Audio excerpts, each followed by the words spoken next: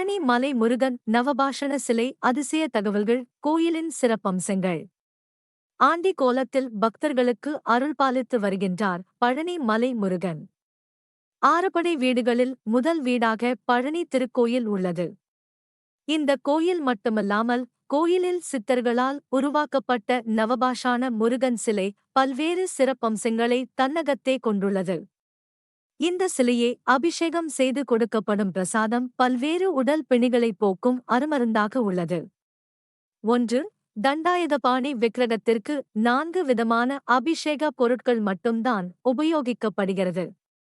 அவை நல்லெண்ணெய், பஞ்சாமிர்தம், சந்தனம், விபூதி என்பவை. பன்னீர் மார்கழி மாதத்தில் மட்டும் உபயோகப்படுத்தப்படுகிறது.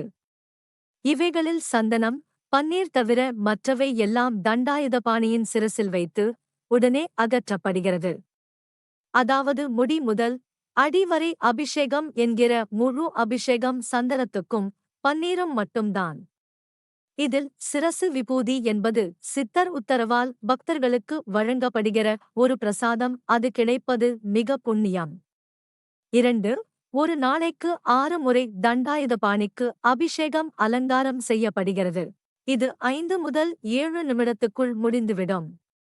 3. அபிஷேகம் முடிந்து அலங்காரம் செய்துவிட்டால் பின்னர் அடுத்த அபிஷேகம் வரை மாலை சாற்றுவதோ பூக்களால் அர்ச்சனை செய்வதோ கிடையாது. 4. இரவில் முருகனின் மார்பில் மட்டும் வட்ட வடிவில் சந்தனக் காப்பு சார்த்தப்படுகிறது. 5. விக்கிரகத்தின் புருவங்களுக்கிடையில் ஒரு பொட்டு அளவுக்கு சந்தனம் வைக்கப்படும். முன்னொரு காலத்தில் சந்தன காப்பை முகத்திலும் சார்த்திக் கொண்டிருந்தனர். பின்னாளில் இந்த முறை மாற்றப்பட்டது. 6. தண்டாயுதபாணி விக்கிரகம் மிகுந்த சூடாக இருக்கும். ஆதலால் இரவு முழுவதும் அந்த விக்கிரகத்திலிருந்து நீர் வெளிப்படும். இந்த நீரே அபிஷேக தீர்த்தத்துடன் கலந்து காலை அபிஷேகம் நடக்கும்போது அங்கு இருக்கும் பக்தர்களுக்கு பிரசாதமாக விநியோகம் செய்கிறார்கள். 7. தண்டாயுதபாணி சிலையில் நெற்றியில் ருத்ராட்சம், கண், மூக்கு, வாய், தோள்கள், கை, விரல்கள் போன்றவை மிக அற்புதமாக ஒளியால் செதுக்கப்பட்டது போல் தெளிவாக இருக்கும். இது போகரின் கை வண்ணம். 8. அந்த சிலையை சுற்றி எப்போதும் ஒருவித சுகந்த மணம் இதுவரை ஒருபோதும் வெளியே உணர்ந்திராத பரவி நிற்கும். 9. இந்த சிலையை செய்ய போகர் எடுத்துக்கொண்ட நாட்கள் 9 வருடம். 10. அம்பாள், முருகர், அகத்தியர் இவர்களுடைய உத்தரவுக்குப் பின் தான் போகர் இப்படி ஒரு சக்தி வாய்ந்த சிலையை செய்ய முயற்சியை எடுத்தார். இதற்காக 4000 மேற்பட்ட மூலிகைகளை பல இடங்களிலும் சென்று தெரிவு செய்து கொண்டு வந்தார். 81 சித்தர்கள் இந்த நவபாஷாணத்தை போகர் சொற்படி தயார் பண்ணினர். இது பொது நல எண்ணத்துடன் செய்யப்பட்டதால் காலமும் இயற்கையும் தன் சீற்றத்தை குறைத்துக் கொண்டு சித்தர்களுக்கு உதவி செய்ததாக இன்னொரு துணுக்கு தகவல் உண்டு. 11. அகத்தியர் உத்தரவால் ஒரு அசுரன் 2 மலைகளை காவடி போல் சுமந்து பொதிகை நோக்கிக் கொண்டு செல்ல முருகர் அவனை தடுத்து நிறுத்தி போரில் தோற்கடித்து 2 குன்றையும் இப்போது இருக்கும் இடத்தில் வைக்க செய்தார் என்று ஒரு புராண தகவல் உண்டு. 12.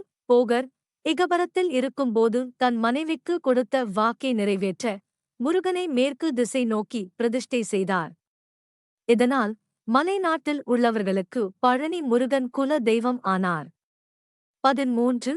கல்லில் சிலை செய்து பிரதிஷ்டை செய்து கட்டிய எத்தனையோ கோயில்கள் சிதிலமடைந்து போயும் நவபாஷணத்தில் சிலை செய்த இந்த கோயில் மேலும் மேலும் வளர்ந்து கொண்டிருப்பதன் காரணம் சித்தர்களின் மகிமைதான் என்பது பலரின் எண்ணம். 14. தண்டாயுதபாணி சிலைக்கு இடது பக்கத்தில் ஒரு சின்ன மரகத லிங்கம் உள்ளது. அவரை தரிசிக்க வலது பக்கமாக சென்று தீபம் காட்டுதல் வேண்டும். ஏனெனில் தீப ஒளி இல்லாமல் அந்த லிங்கத்தை தரிசிக்க இயலாது. 15. பழனியில் 2 மரகத லிங்கம் உள்ளது. ஒன்று முருகர் சன்னதியில், இன்னொன்று போகர் சமாதியின் மேல். இந்த இரண்டையுமே போகர் பூஜை செய்ததாக ஒரு துணுக்கு தகவல் உண்டு.